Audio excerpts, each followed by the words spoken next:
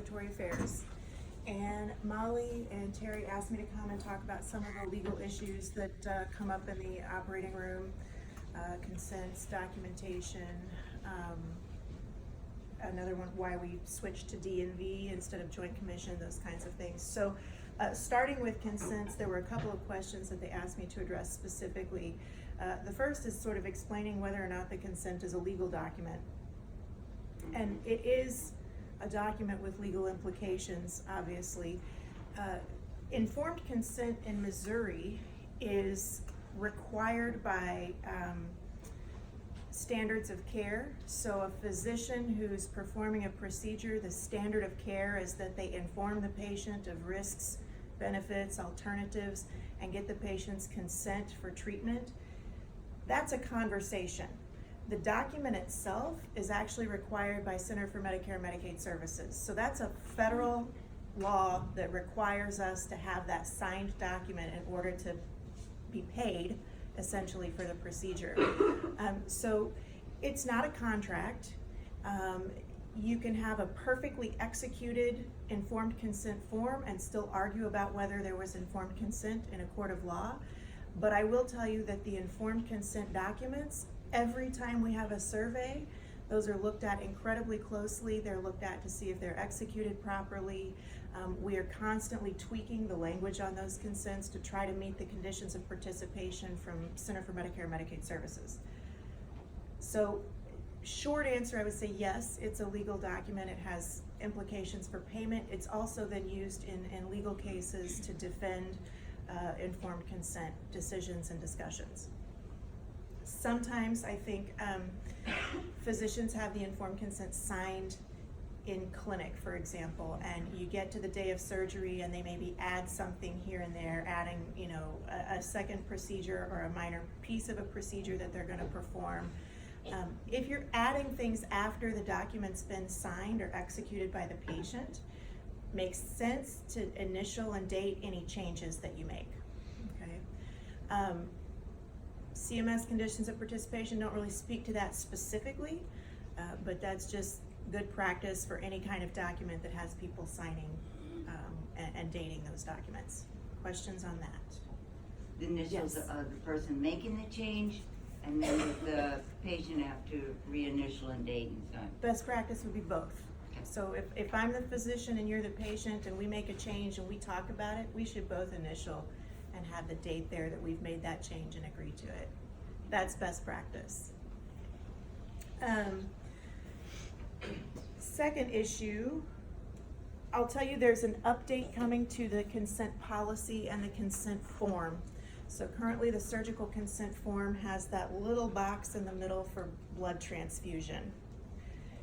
Turns out 80+% of the blood transfusions we do in this organization are not connected to a surgery at all, which means that we're handing people this document that is 3/4 totally unrelated to the transfusion they're going to get and saying, will you initial this tiny little box that doesn't really say much, and calling that consent for blood transfusions. To correct that issue, what we've planned to do is pull that box out of the surgical consent form, have a separate consent for blood and blood products. So you'll have your procedural consent, your anesthesia consent, your blood consent. That means that on those procedures that you don't anticipate needing blood products, there may not be a blood products consent signed. But it also means that on medical floors where we're not doing a procedure but we're giving blood products, we can sign a blood products consent that has more information about the risks and benefits of transfusion, etc.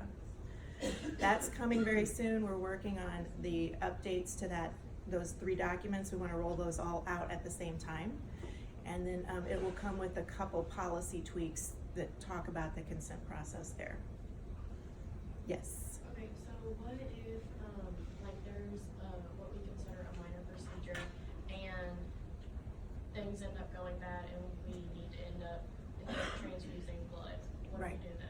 So that would be considered an emergency, right? Okay. So if you're in the OR, you haven't gotten blood consent because under no circumstances would we anticipate needing blood, but all of a sudden we really have to give blood to save the life, limb, or function of this patient.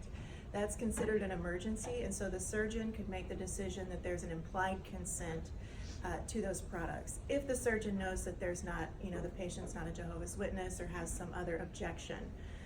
The other option is if the patient, typically patients in the operating suites have a family member around, somebody that could be that surrogate to make decisions about blood products or say, yes, please go ahead. Okay.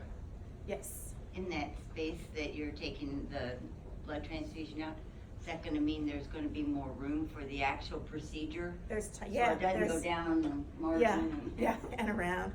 There's gonna be a bit more real estate. It's not a ton more real estate, because that piece of the consent form is actually pretty small, but there will be a bit more real estate, hopefully for, we're adding a line for the name of the procedure, making a few things a little bit easier to read, expanding some of the lines for date, time, and signature. We're breaking those lines up, so currently the line just has one line, it says date, time, signature. We're hoping if we break those two lines up that it's more clear that you need to date and time that. That's an essential element of the consent form, so working on those things. The consent form has just, over the years, as CMS makes new rules and determinations, we just sort of stick some stuff in it, and so it's gotten a little clunky. Messy. Yeah, so we're trying to fix that. What else? Consents are valid for 1 year, up to 1 year, right? So at no time would a consent form signed over a year ago be valid today. They're only valid for the full year if the risks, benefits, and alternatives of the procedure have not changed. So if the patient's clinical circumstances have substantially changed and the risks of the procedure have changed, you need a new consent form. So it's probably in the surgeon's discretion whether or not the risks or alternatives to the procedure are different than they were when the consent form was signed. Questions about that? Yes. Not about that, but sometimes our consents are typed, and it'll have typed out pretty much every surgery a particular service can do ever to any person, and then they'll go through and kind of just circle which ones they think they're gonna do. To me, anyone could grab the consent and just circle, you know what I mean? Like, Right. if there was a surgery and you did extra stuff, then you could just circle it and no one would be able to tell. So What is that?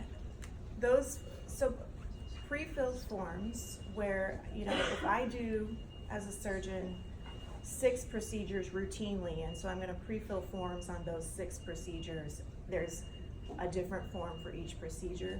Those are fine, as long as those pre-filled forms are updated every time we update the consent But what form. if But where there's a list on one on one consent? form, Yes. those are really poor forms. CMS cannot stand those for exactly the reason you mentioned, and also because frankly, when you start circling things, it's often not clear what you've circled, if you've circled left or right, and so if those are being used, it needs to be incredibly clear. You need to not only circle the procedure you're doing, you need to cross off the ones you're not doing. I agree with you, if it's really easy to alter those after the fact, but frankly, it's easy to alter any of them after the fact. So that's not as much the issue in my mind as it is, I look at those, and CMS has been here and looked at those and says, what procedure did you do? And it's not entirely clear because the circles are off or it's looped 2 things in. We can't tell if it's left or right. Laterality is really important on those consent forms because it's really important in site marking and for wrong site procedures. So CMS is not a fan of those. If possible, we should move away from those. Now, if we need to pre-fill multiple documents so that they can pull the correct document each time, we can help do that. Questions about that? Serial consents. So serial consents are something that in the last 2 years we put into the policy. A serial consent is intended to be used for something like repeated chemotherapy administration. So we're gonna have repeated incision and drainage of a particular wound or repeated debridements. You can use a serial consent for a procedure as long as the risks, benefits, and alternatives are gonna be the same for every incident. And you have to estimate how many times you think you're gonna do this procedure or for how long the consent is good. So in the example of chemotherapy, if we're gonna do 3 months of 12 rounds of this treatment, the risks, benefits, alternatives are always gonna be the same. That's an appropriate serial consent. If we know we've got a patient, we anticipate doing, let's say, wound debridements for the next 3 months, that's a fine serial consent. You know, we've seen serial consents for anesthesia, meaning the patient signed a consent for general anesthesia a few months back when they had their gallbladder out. Now they're here for a totally different reason, and we're gonna do general anesthesia again. You can't do a general anesthesia type serial consent just because they're having general anesthesia for procedures that are unrelated, that kind of thing.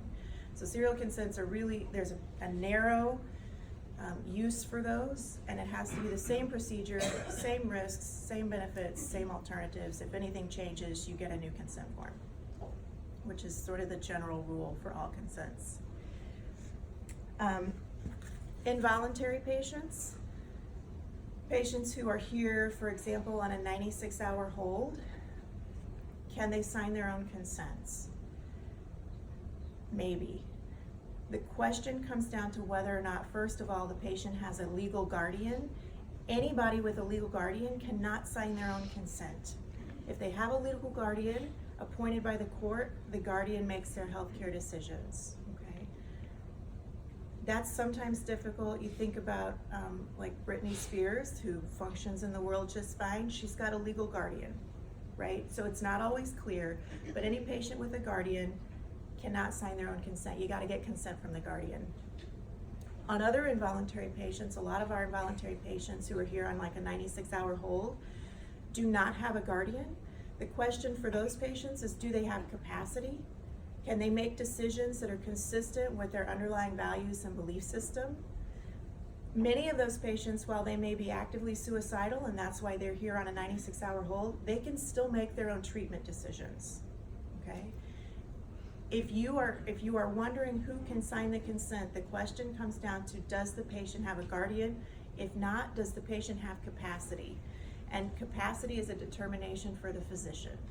So there's not a clear-cut yes or no answer on that. It's gonna vary case to case, and it really comes down to whether or not the physician believes the patient is making decisions consistent with their values and beliefs. Person can have acute suicidality and still be able to make decisions about their care. Questions about that? Yes. So if we have say a secure patient, an inmate, this actually came up a few months ago, the warden was trying to give us consent. Mm-hmm. However, the patient had a family member that was a guardian. Mm-hmm. Where does that? So in forensic patients who are in the Department of Corrections or in the custody of a jail, our policy is that we speak to the representative for the Department of Corrections or the jail, and we get our consent from them. Doesn't matter if they have a guardian at that point. If they're in the custody of the state for the purposes of correctional facility or with charges, that's who we're gonna speak to about their medical care. And we do that for safety and security reasons, but also because the DOC will then have the conversation with the guardian about whatever the care might be, and is this appropriate for this patient? Yeah. Questions about that? Yes? What about, so I had a patient who, he had a stroke and he had difficulties communicating. And I was not comfortable with taking him back because I had noticed that there was something wrong, and I wanted to make sure that he was oriented ×3. And so whenever I asked him the first time, he was only oriented to himself. He couldn't tell me where he was or what month it was or anything like that. And then his home health nurse, well, he was in a nursing home, and she came in, and then she was explaining to me that he had had a stroke, and